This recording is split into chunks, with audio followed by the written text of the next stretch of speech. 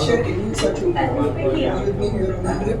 Suddenly he started receiving many calls on WhatsApp and many texts in a row. Series. Why are you asking me money? Why are you seeking money? Who are you? Are you representative of a certain bank? And then when I opened his phone, his username of WhatsApp had been changed to Bandhan Bank. And we couldn't figure out that what exactly was happening. He was receiving continuous calls. But you got the account back? No, sir. We did because we were out on a trip, so we just deactivated that account and we restored it after 10-15 days. Then everything was normal. No, but then there is a procedure for it. You cannot restore it, you know. For example, if an account gets hacked, for the next 24 hours you cannot restore it. Okay. But then all the damage you can do in the 24 hours. That account was active on his phone. But he was receiving all the calls, he could text them back or whatever. But since there were many people, 20, 30 people were continuously texting him. So no OTP will come to you in the first 24 hours. It comes after 24 hours. Okay. But the damage can be caused in the 24 hours. No? How do we prepare or prevent those? That's the only thing. That's why I see the government has made a ceremonial part. You make a call on 1930, it doesn't work most of the time.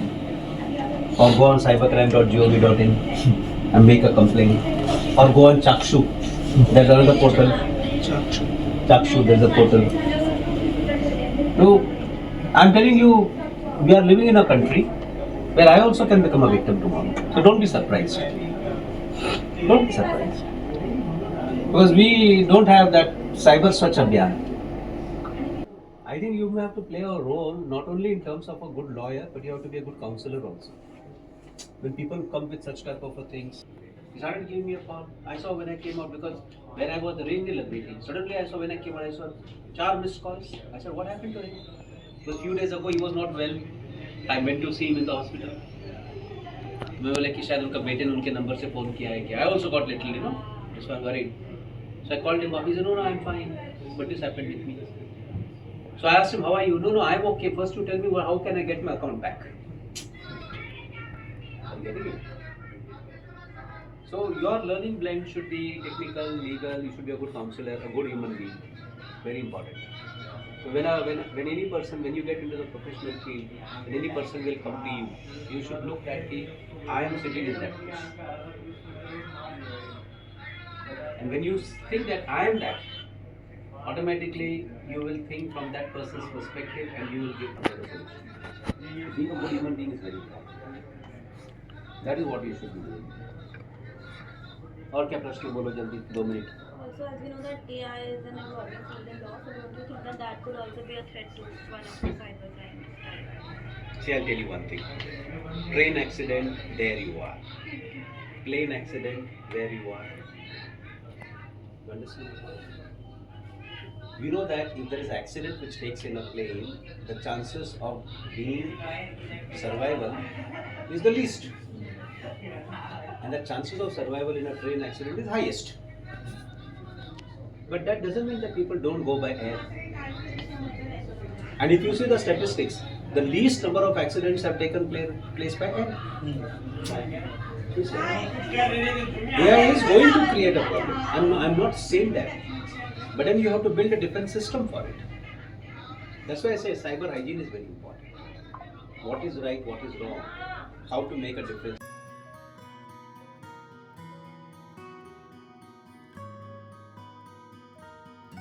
Of drugs. So till my system is on, that other person can use that link. If I shut down the system, that link which I have given will not function. Now you see on the surface web what we do. When you have got a website, when you got a link, till the time that main server is not down on the cyber internet, till the time people can use it. Yes. So when you talk about a dark web, what you do if you want to host a site, say for drugs, I'm giving an example, is that you install an Apache server, it becomes a local domain. And then you make your site. But your site will be resident over here only, na? It will not go on the internet. It's localized. It's local. It's local. So till the time your machine is on, a person can connect. But if your machine is switched off, the person cannot connect. More like a private server or something. But then that's not how the dark web works, na? I don't want the law enforcement person to catch me. And then how the law enforcement will come over here? Because I'm using Tor. Tor is VPN. Yes. So even if he gets an IP address, that IP false. address, I'm sitting in Mumbai, it will show that IP address is Madurai. Yes. So police will go there. उधर कोई भी नहीं है. Yes. So then how can we, like, if this thing is whole private thing and I wanna access darknet, not for selling something, buying or just for curiosity purpose. See, that is the reason that where today the police investigation are finding it difficult. That's why it's dark web. It's finding it difficult. So we have to build up norms. But the moment you build up norms, we do something once, and there are 10 more people who are ahead of us, who are the hackers, criminals. So this particular race will never end. It will always go on. But when this goes on, when you should keep on having your particular energy to be conserved into a positive way. That doesn't mean that I cannot investigate dark web, I cannot catch the criminal. You stop with your hands folded, I can't do anything. You still can do. How you can do? If on the dark web, if suppose I have given an email ID, a Gmail or a Yahoo, so that email ID, if I know, the police can get the information to whom this email ID belongs. Because that email ID is on the surface web. Yeah. And from there they can build up the link, oh, this email ID belongs to so and so person, and this is the person who is operating that dark web. There are ways, but then of course, see, a criminal leaves some sort of a trace, and that is the trace which you have to try to find out. That's why the dark web is very interesting. Crypto is very interesting. So you should become cut above the rest, and not the same Yende one. Bail का application लेके जाओ, वो घर चोरी होगी, ये इसने उसको मारा. अभी तो कोई फिजिकली मारता ही नहीं है ना, अभी तो सब नेट पे ही मारते हैं. This 1 month is your pratigya. It's something that it's your passion. A sadhu does meditation sitting on the Himalayas, but his objective is different. You don't have to meditate over here, but you have to think, what is your goal over here? What are your objectives? What are your going to be your learning outcomes after 1 month when you go? It should happen that your teachers, your professors also should get inspired. And how come they got so much of knowledge? And I've seen in some cases where I also take some of the interns, but of course in the technical domain, when they go back to their college, so the professors, the teachers say, where you got this? So they also call me up and say, we want to become interns. Because it attracts them. And let me tell you, knowledge is the one which attracts. You have a knowledge, people will come to you. You have money. Money is one thing which may be there or which may not be there, but this will be there with you forever.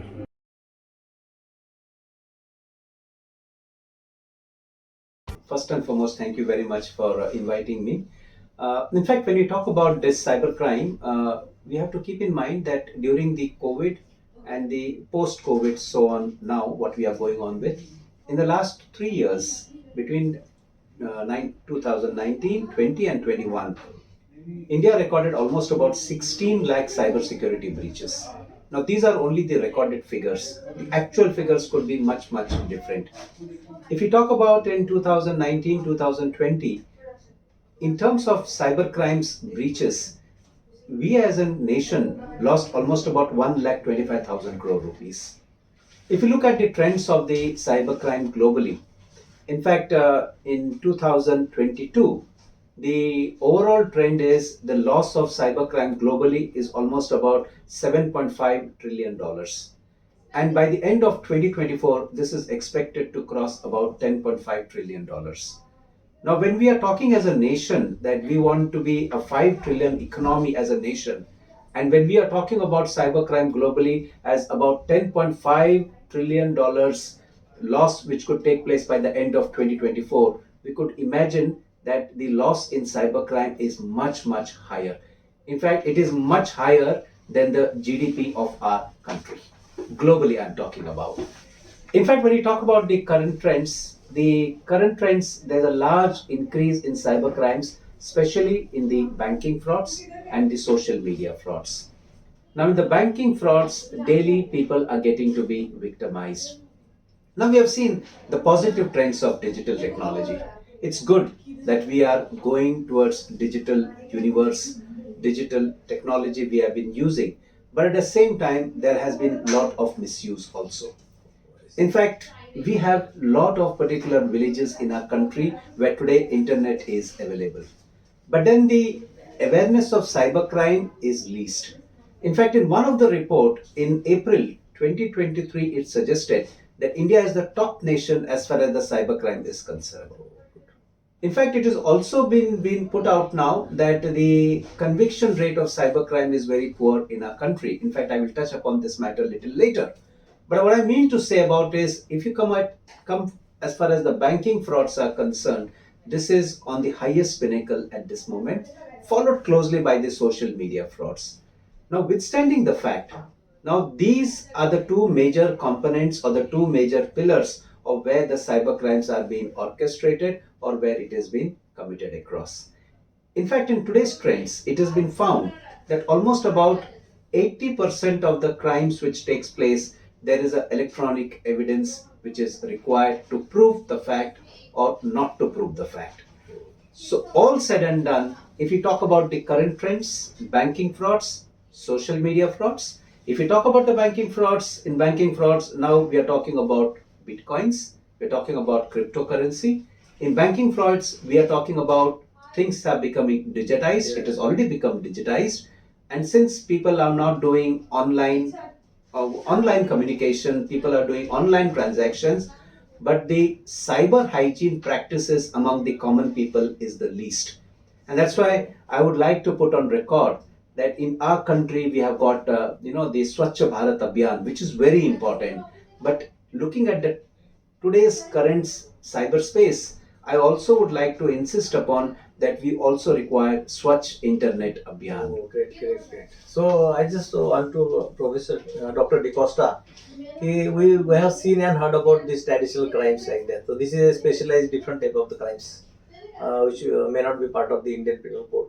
So how these type of the crimes are investigated and how we come to the conclusion? Yeah. In fact, sir, it's a very good question what you have asked me. In fact, length and breadth, when I visit the country, people are getting victimized, but they don't know what to do. In fact, the government of India, especially the Home Ministry, have started a unique portal specifically for having the cybercrime complaints to be registered. And that particular portal is cybercrime.gov.in. So now there is no need for a common person to go to the police station to register his or her complaint. The person can directly go onto the portal. The portal will ask some certain information regarding the personal attributes about that person. Those informations have to be keyed in. You have to give your photo identification proof, which place you're living. And then in a very short, about in 1500 characters, you have to just specify what exactly the crime has been orchestrated against you. Now, once this has been done, these particular complaint will be stored or registered in the portal of the Home Ministry, which then will be parted to the jurisdiction where you are residing, to the police station, and then you will get a call, maybe a verbal call, or you may get an email from the police station saying that you have to come. They will record your statement and then the matter will proceed forward. Well, all said and done, there are senior citizens who may not be knowing about these portals. So there is a one toll-free number, 1930. So a person can call on this number, tell what the problem is. This particular part will be recorded at the receiving end, and that particular complaint will then be forwarded to the jurisdiction where that person resides. He or she would be called by the police. The statement shall be recorded, and then the process of having that complaint to be taken, the FIR to be registered, so on and so forth. But one important fact is that how these investigations later on is carried forward. Most important point of view, if there is any investigation which has to be carried out specifically in terms of the cybercrime, the electronic evidence is very important. So for this electronic evidence, the police will seize the mobile phone, or they will take into custody if there is any email. So that email will be seized or will be taken by the police. So what I mean to say is that investigation by the police will be depending on the electronic evidence which has been submitted to them. Now that's very important.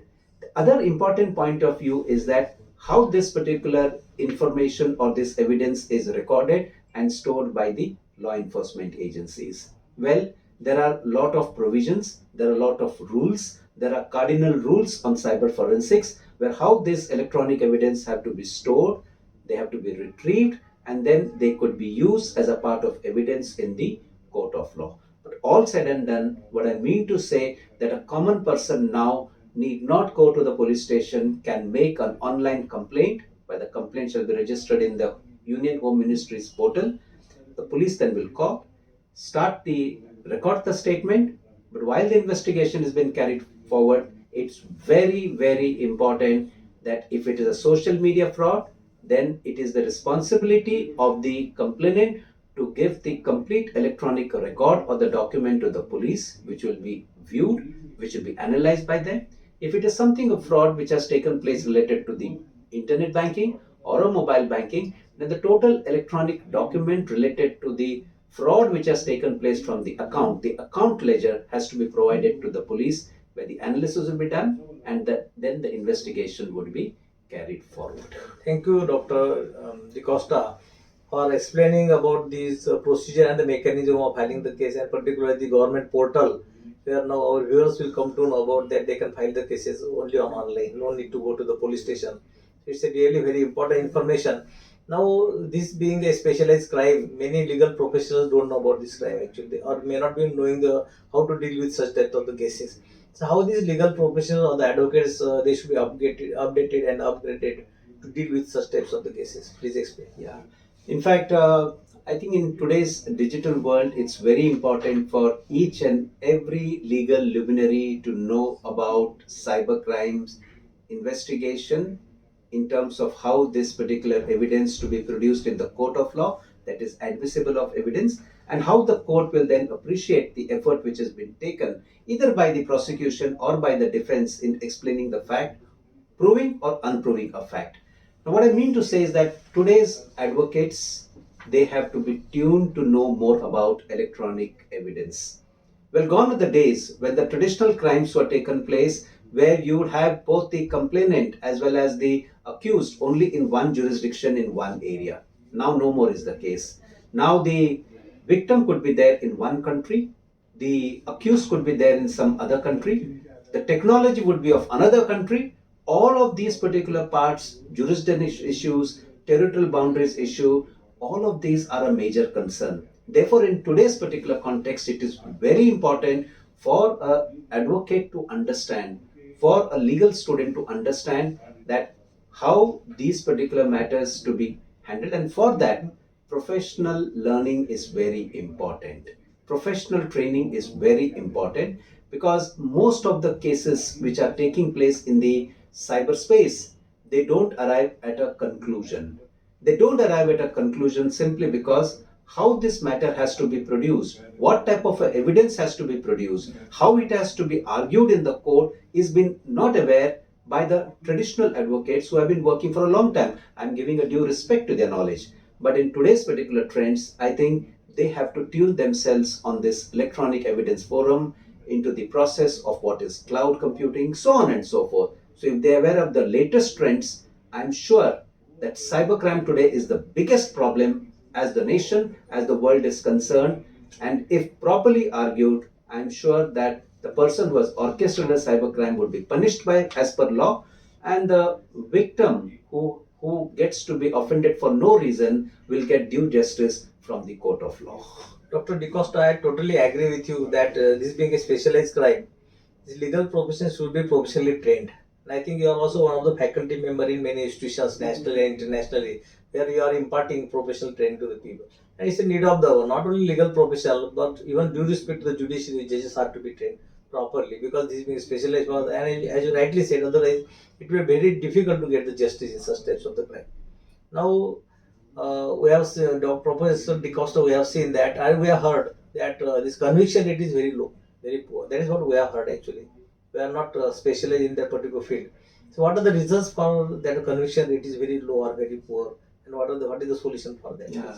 It's one very important question. And if the conviction rate is very low, there can be various reasons. Some of the reasons which come to my mind at this moment is that the complaint which has been registered by the police may be may be done without application of a mind, or it might have done with proper application of a mind, but the investigating agency may not be knowing what evidence to be collected, or the so-called complaint has been registered with proper application of a mind, the investigation also has taken place, but the judicial agency may not be knowing what effort has been taken by the law enforcement agency in proving the fact.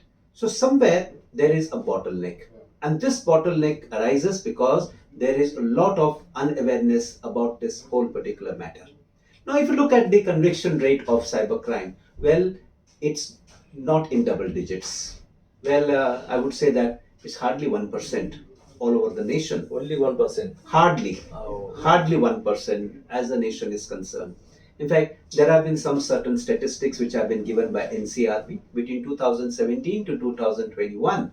Well, Gujarat recorded more than 4,700 cybercrime cases. Karnataka recorded almost about 40,000 odd cases.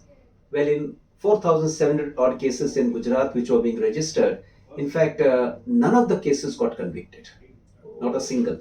If you talk about Karnataka, where almost about 40,000 cases got registered in the last 5 years, between 2017 to 2021, hardly about 20 to 21 cases got to be convicted. So what are the reasons actually, and what is the solution for Yeah, that? the reasons, there are various reasons. One of the first particular reason is that, the awareness among the law enforcement agencies is very poor. In fact, there are no many dedicated cyber police stations in the country. We may say that there are almost about 936 or 1,000 cyber police stations in the country, but are we having adequate skilled manpower to investigate these crimes? Or are we having the traditional police just being partially trained and then told them to investigate the cyber crimes? It's not their mistake. We require dedicated cyber police stations with modern technology, with people who are working up over there, having the technical trends as well as having a legal knowledge together. That's the first part, because whenever we talk about conviction, the matter is either made or broken at the time when the evidence is being collected. That's the first point. What to collect, how to put it in the court of law, how the argument has to be carried forward, all of this is the biggest bottleneck. So the first bottleneck is at the law enforcement agency. Point number 2, when the proper evidence has been collected, these electronic devices, the mobile phones or the hard disk from the laptop, for example, or the memory cards, they have to be sent to the forensic lab. Now, there are very few electronic examiner labs in the country. If you talk about Maharashtra, for example, we have got state cyber forensic lab, but none of them is an electronic examiner lab.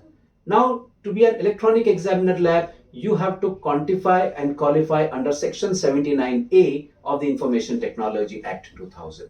Where in Maharashtra, we don't have any of the labs which quantify under Section 79A of the Information Technology Act 2000. What does that mean? It does mean that if the law enforcement agency has seized the device, sent to this forensic lab, but since this lab is not a recognized lab, therefore all the information or all the report which comes from these particular lab technically may not be accepted in the court.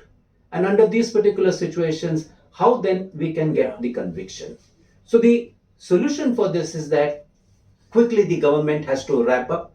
Quickly the government has to have cyber forensic lab, get it certified as an electronic examiner lab. Now you can get this lab certified. There is an organization in Delhi, MITI, which comes under the Ministry of Information Technology. The lab is certified by them under some certain procedures, under some certain guidelines. Quickly we have to do it. We have to have skilled manpower over there, not contract people. In fact, in the forensic lab, we require dedicated on-roll employees, because we see in our country, on the boundaries of our country, in Jammu and Kashmir, we won't have contract soldiers. We have paid soldiers. We are on the roll. Similarly, we require skilled forensic specialists who should be on the roll of the government and just not on contract level. So if you do this, set up the electronic examiner labs, I'm sure that many of the cases would lead to a logical conclusion. Police will always look for convictions, no matter whether it is right or wrong, because they are actually doing the investigation, they will feel that what they have done is right. But a court is impartial one. The court will always look from the rule book. The court will always look whether this lab is certified or not. If it is not certified, all the work which is carried out by the law enforcement agency will be of no use, and the matter will lead into acquittals because there is a lack of information, the lack of coordination, and most important, the information cannot be relied upon by the court, and therefore it will never lead to a high rate conviction, but it will lead into high rate acquittals. That's the problem. Yeah. You are right. Dr. DeCosta, you rightly mentioned that the cyber security and cyber crime is very attracts great significance because there is a huge millions of the rupees are lost whether at the public sector level or at the individual level, and that's why this particular your professional training and this area is very important from that. Now, what as a common layperson, we feel that what is the future of the cyberspace? What do you feel about the future, and how then to bring culprits to the book or give justice to the innocent people like that? Innocent people. I think the first point of view is creating awareness among the mass public. Digital technology is good, but detoxification of digital technology is highest at this moment. I think that detoxification has to be removed only by having sufficient, reasonable awareness of this domain. That's point number one.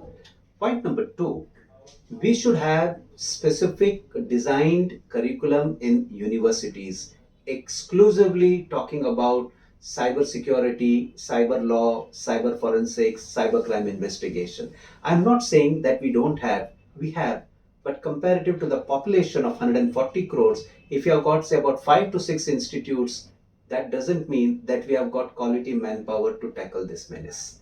Number three, what I feel is that there has to be an amendment in the law, because whatever has taken the last IT Act, when it was amended, it was in 2008. There have been some small amendments taken place, but seriously, we may have to look at this IT Act, because when the IT Act was initiated or when it was brought across, it was mainly for the e-commerce activities. As a special act, it covered a very small matter as far as the cyber crimes are concerned. We require a special law created uniquely for this particular space. We require to apply the mind. So there should be some changes in law also has to be taken place with the advent of the cyber crimes which have grown exponentially in the last few years.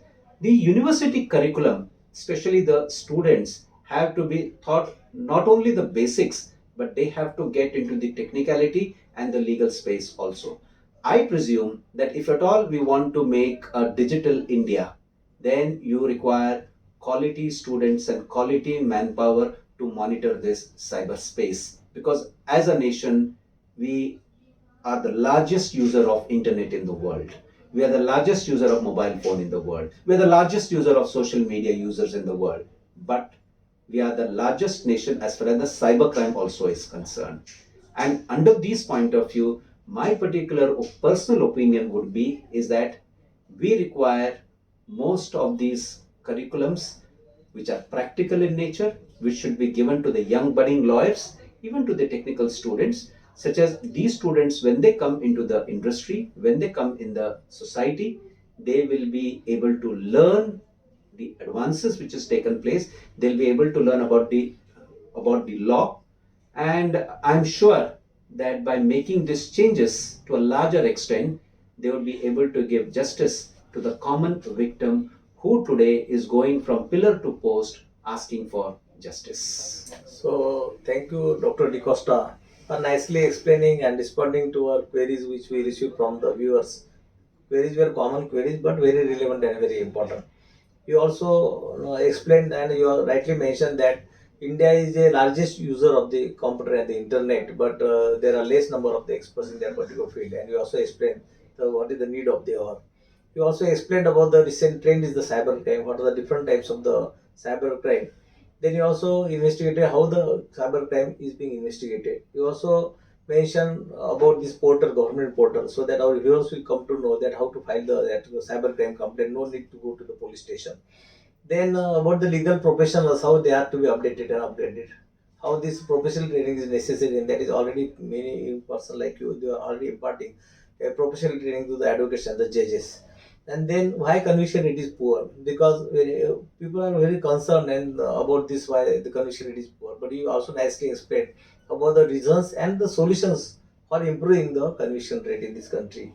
And about the future of the cyberspace, you say that we need to have more and more cyber experts in this particular country. Really nice explaining about all these queries from